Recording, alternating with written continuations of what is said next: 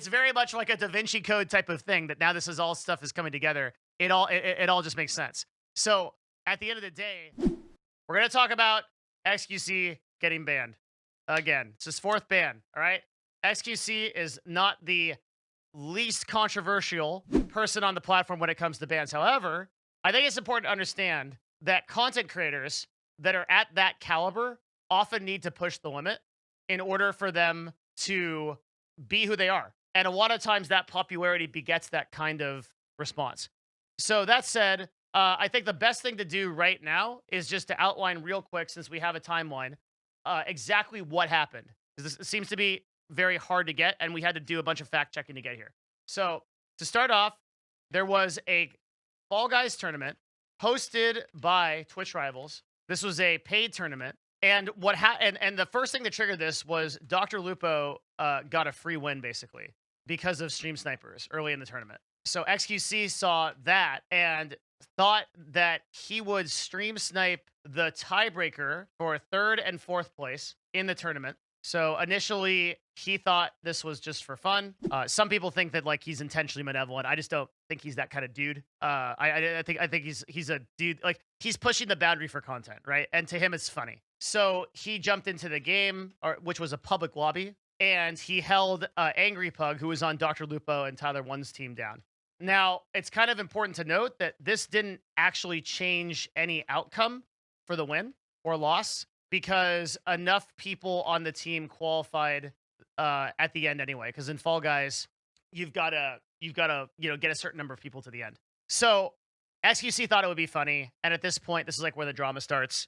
So Shroud says, "I've lost respect for XQC," and he takes this really seriously. I want to actually expand on this comment because I think it has to do with what we're going to talk about today. Lupo also made some comments. Tyler One did too, but was probably trolling for content, at least for the most part. But at this point, and this is where it gets interesting because this is where I get involved, right? The Twitch staff gets notified of a potential violation, okay? So this is new information that I'm giving you, but an investigation was launched within Twitch a couple hours later. Now, many people thought that the investigation was launched because it's against the community terms of service to stream snipe. But we don't often see this enforced. And I believe that at least a component of the reason why they did enforce this was because they wanted to set the precedent that stream sniping is not okay. Because oftentimes when I say it's not enforced, I mean that it's enforced among streamers, but obviously there are like numerous accounts. There's so many accounts of people stream sniping, and it's just not being able to enforce because of the sheer amount of it. But it does get enforced. This is one of the community terms of service things that actually does get enforced some of the time. Everything is kind of random with Twitch, but yeah. Okay, so I'm going to present a different reason why I think that this particular thing got enforced and why that's interesting. So at the end of the day, what happened was they replayed the tiebreaker without, and what happened. And then the investigation was resolved 2 days later, and a pretty harsh set of results. A 7-day ban for XQC, which is pretty long. It's a whole week, right? 6-month ban from all Twitch rivals, and streamers are paid often to be here, so this is not an insignificant amount of revenue. And also all revenue forfeited from Twitch rivals.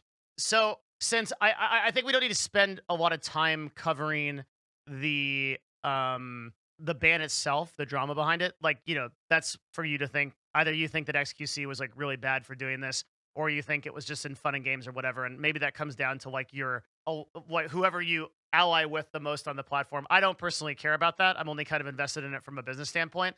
I will say that I think that if you want my opinion on it for whatever it's worth, my opinion is that the entire thing was based on a false premise in the first place, and having a freaking Fall Guys tournament for Twitch rivals and trying to be competitive with it was the problem in the first place. I think this entire thing should have been for charity. And like we could do competitive Fall Guys, but it's just not the type of thing where this kind of drama or this kind of thing is worth it, right? Like the amount of like stuff that came out of this for like a Fall Guys thing, it just seems unreasonable to me. I think it should have been for charity. I don't think that setting up a Fall Guys tournament for competitive was a good idea in the first place.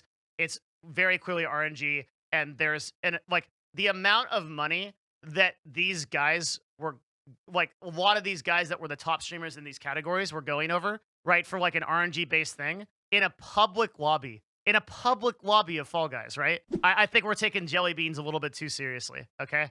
And it is what it is. Like, that's my opinion. Just go for freaking charity. The whole thing seems just weird to me. That's my opinion on it. Like, that's just my opinion on it. That's what it is. Okay. So that said, let's get into something that I think is kind of the interesting issue here.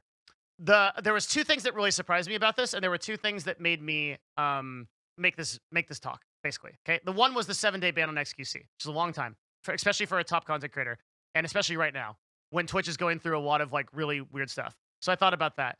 The second thing was the 6-month ban from Twitch Rivals.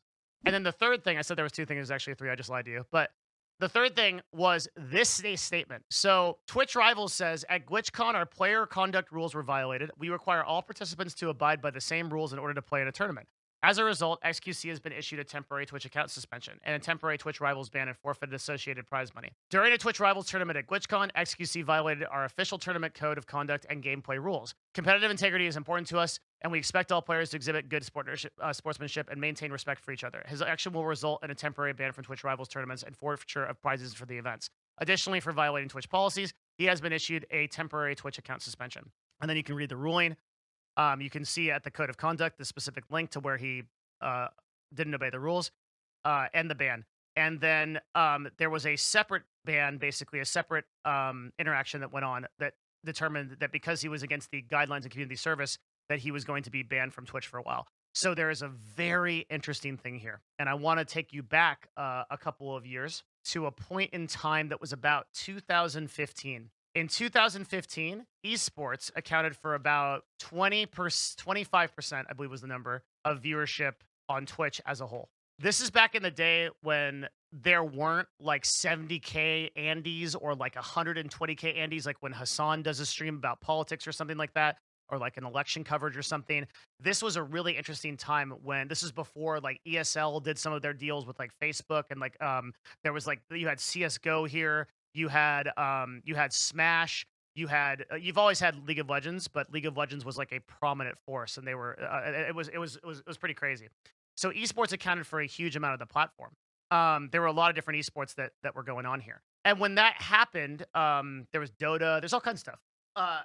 Twitch did a really interesting thing. Twitch subsidized teams. I don't know how many people actually know this, and so maybe it's an interesting story to tell. But Twitch subsidized teams. So what do I mean by that? I mean that Twitch actually paid esports teams to be on the platform, which some of you might remember that did any of you remember when there were a lot of streamers that were signing for orgs? This still happens. People still sign for orgs, but it doesn't happen as much. But it used to be that like every big streamer had an org deal. So the reason that happened was because Twitch was paying those people to be there. They were basically subsidizing esports. And there was a executive decision within Twitch, like a deliberate executive decision to sponsor esports. Basically, we are going to take a portion of our revenue and we are going to prop up esports because we see it as the long-term strategy for the website. And then over the past, I'd say 2 to 3 years, so now let's like kind of fast forward because you're going to need that information for later. So for 2018 to 2020, Twitch still subsidized some teams / orgs, but put more onus on the publishers to get those teams the money and started to pull those contracts. And now you still see some agencies and some orgs represented, but it's pretty rare that that happens compared to what it was before. So it's important to note that Twitch made the decision at some point to say, we are not going to put as much of a focus on subsidizing esports as we did before. And then they created Twitch Rivals.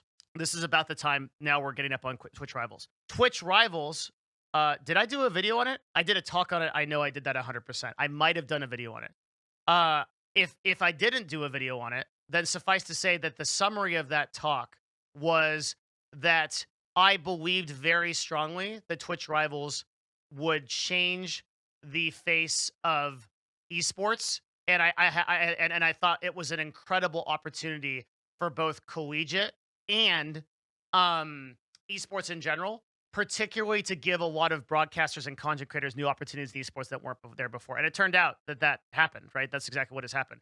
But I thought, so I told you guys a little bit ago that I thought there were some really interesting things that happened here.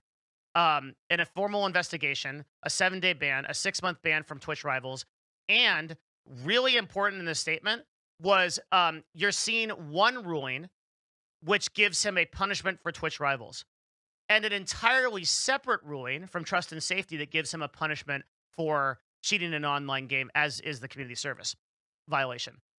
This means, to me, this is the first really big move that Twitch rivals is setting up as a competitive esports organization, and they're willing to rule and enforce competitive integrity.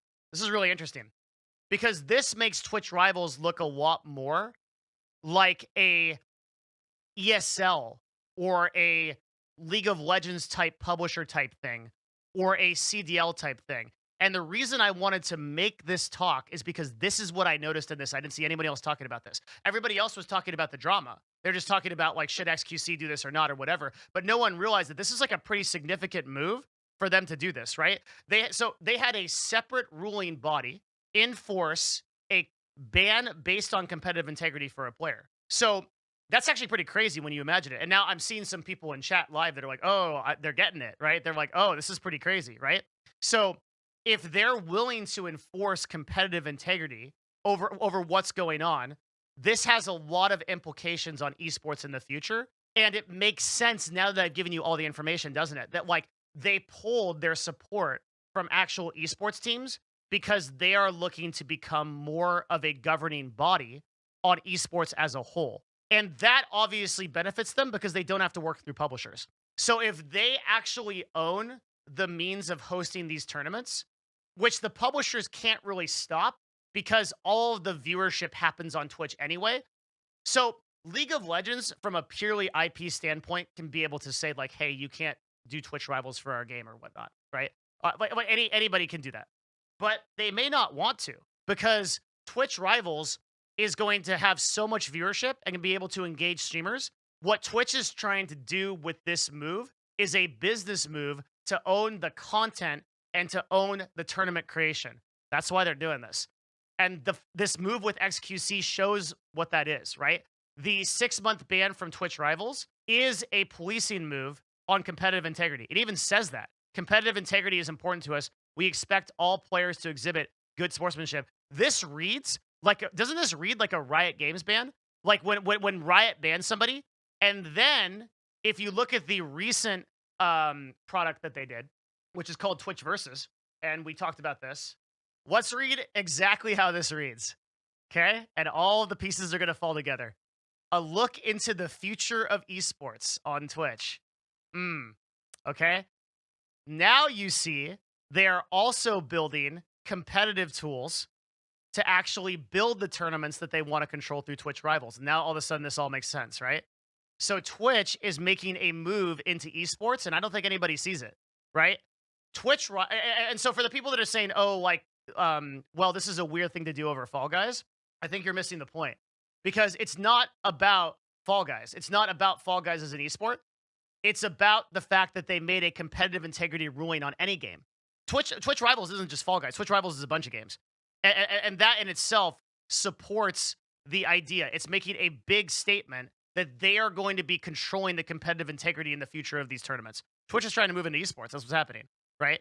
And so what that's going to, it's setting a precedent that they are going to be able to enforce on the largest content creator, not just a trust and safety ban, which is what the, by the letter of the law, the ban that is happening to XQC for his Twitch ban, right? The 7-day is just a ban from him violating the rules. You just can't stream snipe on Twitch. It's just not a thing you can do. Not a thing that's allowed. This is actually a competitive integrity ban. So I thought that that was very cool. And that this is like a really interesting thing. And I think in the future, you just read like the writing here. We take Twitch rivals player conduct extremely seriously. This type of behavior is unacceptable and will not be taken lightly. We reserve the right to impose any additional penalties at our sole discretion. So all that is really intentionally written to show that they have every intention of enforcing future competitive integrity issues on anybody that is in Twitch rivals. So Twitch rivals in the next 6 months to 2 years is going to try to take pretty massive ownership of the esports space. And I wanted to create this because this is the first time I put it all together. I was like, oh, why is Twitch investing so much in collegiate? right? Why do they have Twitch Student, and why are they investing so much money in Collegiate? Because Collegiate is the main recruiter for esports, right? Why are they doing Twitch Versus? Well, because if they control the brackets, they control the system. It's because they're going into esports. So okay, then why do they do enforce the competitive? Like, it all adds up, right? It's very much like a Da Vinci Code type of thing that now this is all stuff is coming together, and it all just makes sense. So at the end of the day, you have Twitch trying to control this vertical because they see esports as like the viable option, and XQC was the perfect person for this to happen to, because everyone's now aware that they're willing to set this precedent, and like normally like a platform will kind of be a little bit clandestine about this because they don't want to tell everybody like what their marketing moves are, right? And it kind of takes someone like me that's like paying attention to every move they make to like call this out. But this is said like really clearly, like to me when they say this type of behavior is unacceptable, will not be taken any lightly. We reserve the right to impose any additional penalties at our sole discretion. That like says to me like you're doing that to XQC and you make a very, very official statement. Twitch doesn't talk like this. Dude, Twitch talks in like baby talk memes like Discord does. They're like, oh, there was an owie wowie and the person got banny wannied for 1 to 3 months. Like Twitch doesn't talk like this ever. Right? They don't release like this. Like that's why I said like this feels like a Riot Games ban, right? This feels like a very professional thing. Like Twitch doesn't type in full sentences and this is also coming from the Twitch rivals Twitter, right? It's not coming from the Twitch Twitter. When does Twitch ever say that they're banning someone on their public accounts, right? This is some weird precedent. That's really interesting. They never do that. So this is a setup for the intentional control for the future of esports via Twitch rivals. That's what this is. They did a lot of stuff that they never do here. Right? They got rid of their baby talk. They put on their serious pants, which some of us didn't know they still had. And then they came out big dick swinging and they hit XQC. And XQC got a pretty massive fine. Not fine, sorry, a pretty massive punishment, like a 6-month ban from Twitch rivals. That's a big fine, right? That's like a big I keep saying fine. I'm sorry, that's a big punishment. It's a fine in the sense that he's not going to be able to collect revenue from it. I mean, not that he cares. But that's a long ban. 6-month ban is a long time. So this is a precedent. That's what we saw. I just thought that was super cool, and I want to talk about it because I didn't see anyone else do this take. I thought nobody else like connected this. Like Twitch is going to be making a huge move into esports in the next. Well, right now they're already doing it. But like as we see Twitch rivals evolve, you have to understand like the game plan here. They want to control how tournaments are run, and they're not going to be able to get all of them. Like they're not going to be able to get the LCS, which is produced in house, like all that stuff. But they want to be the people that host tournaments. They want to be the people that control tournaments in-house within Twitch and make all the money off that instead of the publishers. This is a big move against the publishers. Really, really interesting, man. And maybe through this, Twitch will actually make some money. Who knows? But probably not. It's interesting because it makes sense. It's a really good vertical. It's a good business move. They already have the vertical. They already have they have the platform. They have the streamers. So I just think it's a really cool business move. I love seeing this stuff and I love talking about it. That's it. That's the whole talk. It's pretty short. So it's just a really interesting take on what I think that they're doing. So that's the whole thing. Thanks for coming out for it. I was just really excited to see this because I was like, oh, dude, I love thinking about companies and their business moves and how it happens. And I think we had something unique to add to this. So thank you for watching or listening if you did. And we're close. At the time of this talk, we're 7K away from 100,000 on YouTube. So help us get there by smashing, destroying, and annihilating that like button, that sub button. Thank you. That's it. Okay, I'll answer questions. We are going to unpack what Shroud did. So Shroud said? Well, that's a good question. So Shroud said that because Shroud was coming from a place of competitive integrity. Shroud doesn't care how ridiculous maybe this is something we could add if you want. Shroud doesn't care how ridiculous the game is. Shroud doesn't care how like irrelevant it is. For Shroud, the issue of competitive integrity is the final issue. That's why Shroud said he lost respect for XQC. Whether you believe it or not. That's where Shroud was at. Shroud is a government experiment who escaped Area 51 after being injected with juice, and his sole mission in life is to be the best gamer in the world. Okay? So Shroud doesn't care about anything besides winning. So if something stops him from winning, that's an issue of competitive integrity. He's on it. It don't matter if it's fucking Fall Guys or if it's like My Little Pony Adventure. Like Shroud's going hard in that game. He's gonna choose the best pony. He's gonna go fast, and if somebody knocks him down on the pony illegally, like he's on it, dude. Doesn't matter. That's what Shroud's at. He's got to understand. Like